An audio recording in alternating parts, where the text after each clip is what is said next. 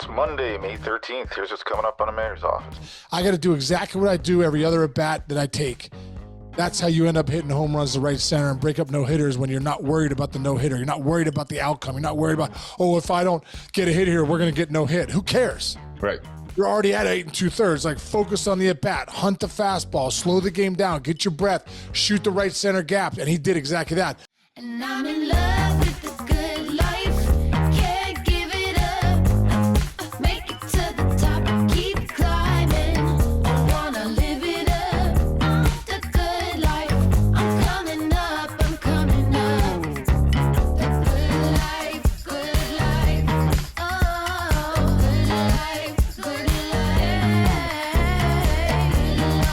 Good life. Good life. Boom! Coming in hot, Chichi. What's going on, brother? How was the weekend?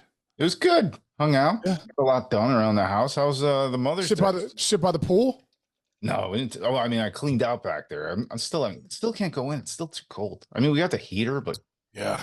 I don't know. It doesn't It's feel- hot. It's hot here today in Pittsburgh. Is it? Yeah, hot? it's getting there. Today's going to be like in the 70s around here. So Yeah. happy about that. You should get in the pool today, bro. I may try. What did you do this weekend? What did I do this weekend?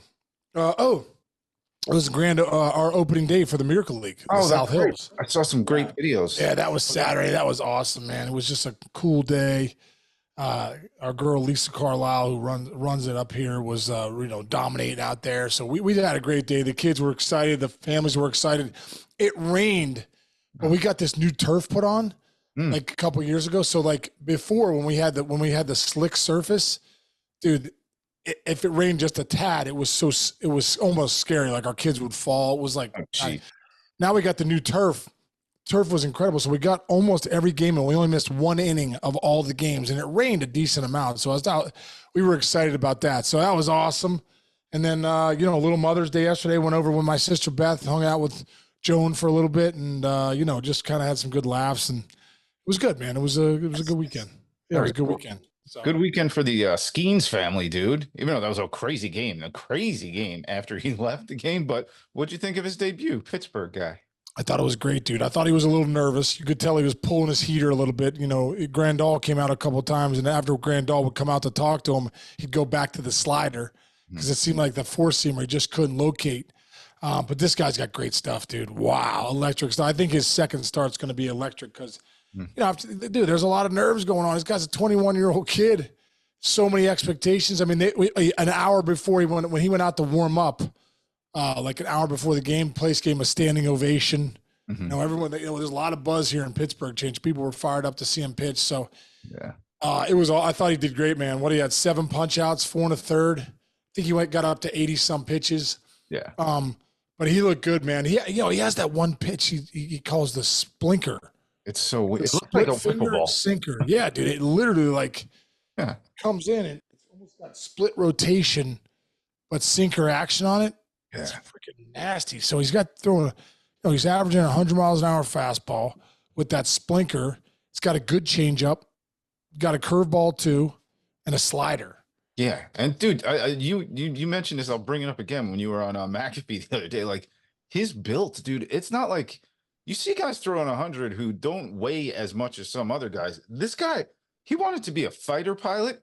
He is humongous in every single way. So it's almost like it's not like he's exerting himself as much as most dudes that throw 100. He's almost built to throw 100 miles per hour more than anybody I see in the league right now. He was also a catcher. Right. So, and he could hit. They said if he was a hitter, he'd have been a top 3-round pick as a hitter. Oh, man. But you're right, man. He's got a cannon. He's got room to get bigger too. He's like 6'6", 240, 245 right now, with tree trunk thighs, big butt.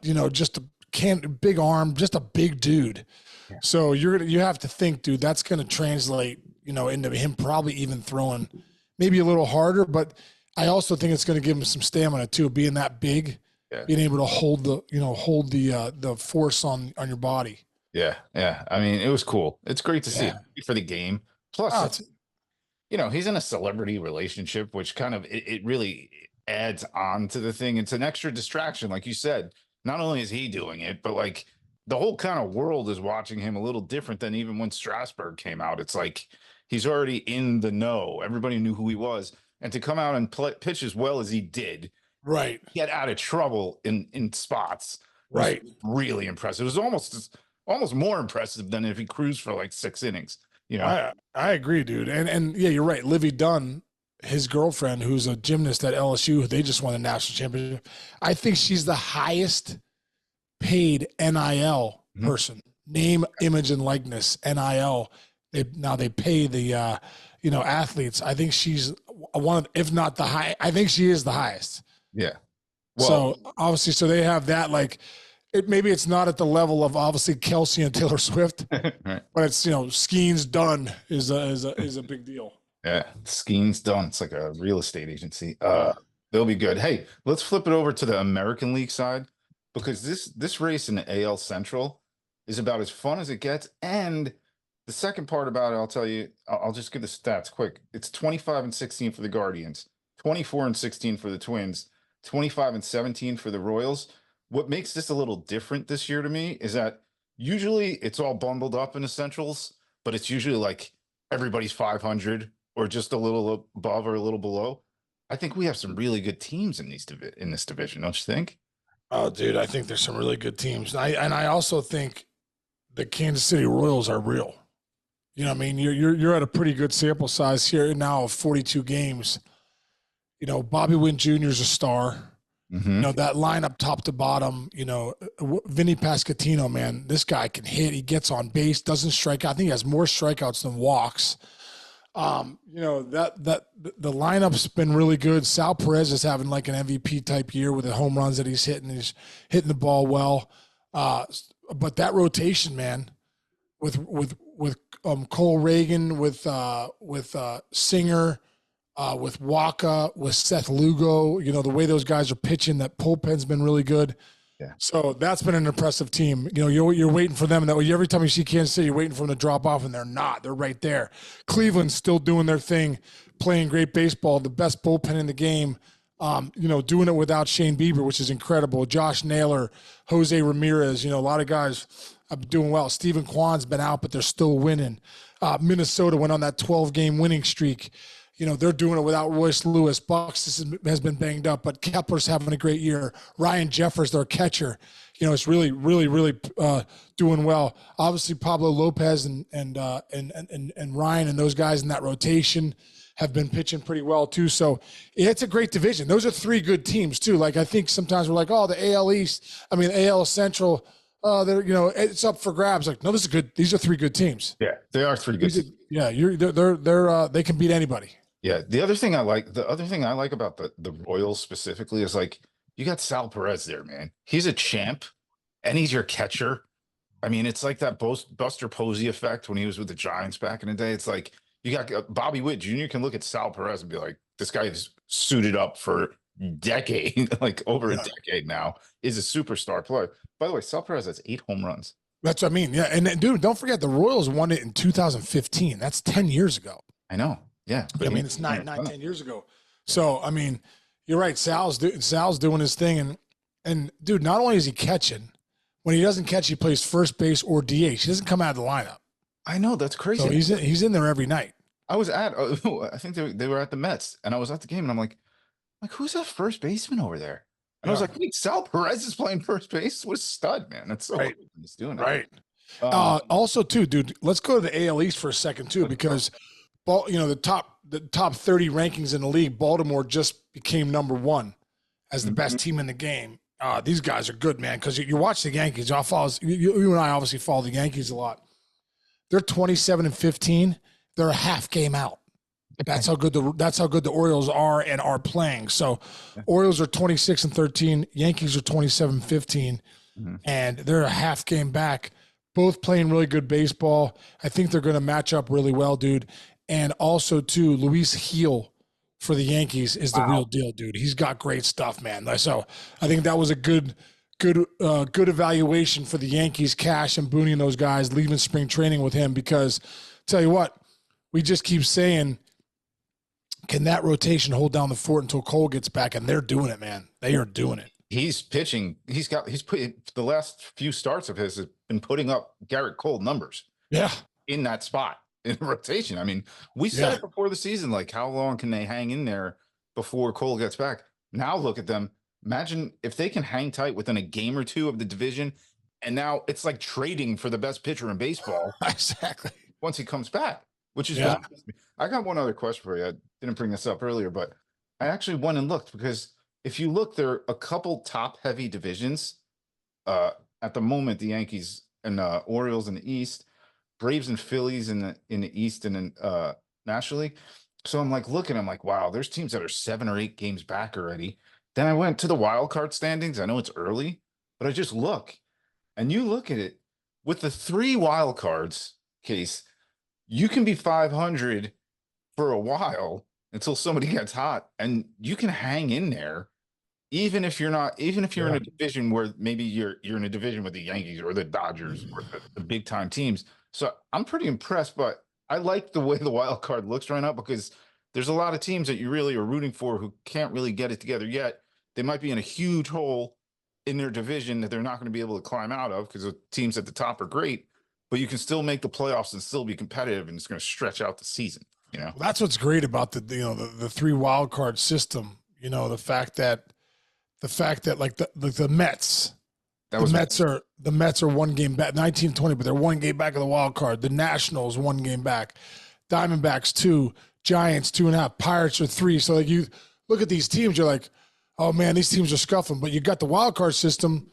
You know, if they can hang around 500, you know, every team is in it. If you can be around 500 into September, man, you're in that wild card race. Yeah, which is good. That's good for baseball. Which is good for baseball, exactly. And anytime we could have a lot of cities rooting for their team is good for baseball. Yeah. Super quick. You ever hit a pinch hit home run? Never. No. Oh, Never did. Brandon Nimmo did last night. Saved again. I didn't see it. What happened? Dude, so he was banged up. He tweaked. He took a swing a couple days ago, and he like went like this. So it was like I saw that. That's scary area. So he thought he was ready to play. Your old buddy was like, chill out one more game. Like, we don't want to lose one of our best players. Wow. You're looking at it now, dude. Just seeing this is incredible, dude. Cool thing about it too, McNeil before him, lefty bunt hit to get on base, which was really awesome to see. Oh my God. And dude, Mother's Day. And also, did you see the telecast? Yes. They had Nimmo's mom come on. Yes. He has a great interview with her. And then he's got the pink bat, hits the 2-run bomb. That's so cool. And the good thing is, the reason they could get Nimmo with his mom in the dugout because he wasn't playing. Yeah, exactly. It was a perfect ESPN won last night on the podcast. I'm watching it right now. I was watching that game too. I went to bed. Yeah, we flipped the channel because Jess was all bummed out because the day before they almost got no hit, by the way. And so the JD Martinez hit a homer with 2 outs in the 9th. Yeah, wasn't that weird that wasn't that big a deal? Like 2 outs in the just because they took Fried out. Yeah. So what's your take on that? Is it still the same thing to you? Do you still get excited or Well, not? the thing that I didn't love is that Iglesias, the pitcher, didn't know they were going for a no-hitter at the end. You hear that? He's like, I didn't know we were going for a no-hitter. I was like, well, clean that up. You know what I mean? Like, you should know you're going for a no-hitter. That's like historical stuff. They haven't had a no-hitter in a long time. And then, but I know as a hitter, dude, I remember my rookie year in 98, I came up, Andy Bennis, 8 1/3 with the Diamondbacks. We were no hit. I came up. I was would have been the second out in the 9th, and I was on him all day. I hit a couple liners off him, but I had nothing. And I hit a line drive over the second baseman's head to break up the no hitter. I ended up having a 1-hit complete game shutout. And I remember thinking to myself as you were up there, like, dude, I don't want to get no hit. And there's I don't want to see a no hitter. People are like, oh yeah, everyone wants to see a no hitter. No, you don't. Yeah. Not if you're the not if you're the other team. No. You don't want to see a no hitter. So when JD Martinez homered, like he was like. I loved what he said too, Chinch. If you go back and look what he said after the game, he goes, listen, they go, did you feel pressure about being no hit? And this is such a veteran comment. He said, no, why would I feel pressure? Pressure is what, is a made up thing. He goes, I got to stick with my process, get a good pitch to hit. He goes, I can't worry about we're about to get no hit. He goes, I got to do exactly what I do every other at bat that I take. That's how you end up hitting home runs to right center and break up no-hitters when you're not worried about the no-hitter. You're not worried about the outcome. You're not worried about, if I don't get a hit here, we're going to get no hit. Who cares? Right. You're already at 8 2/3. Like, focus on the at bat, hunt the fastball, slow the game down, get your breath, shoot the right center gap, and he did exactly that. A veteran guy in that position, if it's a young kid right there, I bet you it's a no hitter. I guarantee it's a no hitter. JD Martinez in that position, the only reason that thing was broke up is because of his mentality is so different. He's been hitting the ball really hard, by the way. Early in that game, He hit a bomb to center, right? sick play by Harris. Dude, sick play. That could have been a double or a triple. The other thing I'll say about the Mets quick. We just jumped in on them, but Pete Alonso's getting crushed. Cubs they would trade him to the Cubs. Really? Last couple games, he's been going the other way. He had a double off the wall oppo last. That's huge. I feel like Alonso was so cold, so that's tough to climb out of. I think it was like 3 for 35. Yeah, it was bad. That's a tough to climb out of that, dude. So Ask I got a Paul feeling he's gonna get really hot. Ask Paul Goldschmidt right now, dude. Paul Goldschmidt. Whoa. He's one in of the the best players in baseball consistently over and over. And he is. What's he hitting now, Chinch? Like, I'm gonna pull him up right now. I'll pull it up here. I want to say he's hitting like one. He's in the bottom. Him and 150. Yeah. 158 or something. Let me see what he's got. I got it right here. He's hitting 190. That's not bad. He got it up. 197. He went 2 for 5 last night. Well, that with was a 559 OPS. That's the only reason. Yeah, but he went 2 for 5 with a bomb. He went 2 for 5 with a bomb yesterday, so that brought his average to 197. Unbelievable, right? God, dude, big. That fan base. The Cardinals fans are freaking out right now. I know, dude. They're nervous. Yeah, that's a tough one. Anyway, well, it's good to see those guys. I want to see guys succeed, and I hate when everybody just piles on somebody for slumping. Like, slumps are part of the game. So yeah, exactly. you want to see the best, and you also want to see the best players at their best. So we're rooting. It's a long year. It's just like everyone panicking about Judge, and all of a sudden now Judge is the best player in the game. Exactly. It's the way it goes. Goldschmidt will get hot. Pete Alonso will get hot. Hold on, fans. There you go. All right, man. All right. We've said it all. All right, Chinchy. Have a great rest of your day, brother. And let's everybody out there subscribe and download at some point. Let's see if we can get the needle moving. It hasn't moved in like 2 weeks. I know. Let's go. I think we got to do something else. Maybe a cash prize, Chinch, and then we're gonna start promoting it. Ooh. Let's think about that. Let's think about that. Let's have some fans throw out what would be the cash prize that would start making people subscribe. Let us know on Twitter or Instagram. There you go. I don't want to say we'll give $1 to everybody who subscribes because if we're gonna get in trouble. I'll do it. All right, bro. Have a good one. All right, Chinchy. Love you, brother. I'll see you tomorrow. See you, everybody. Thanks for listening.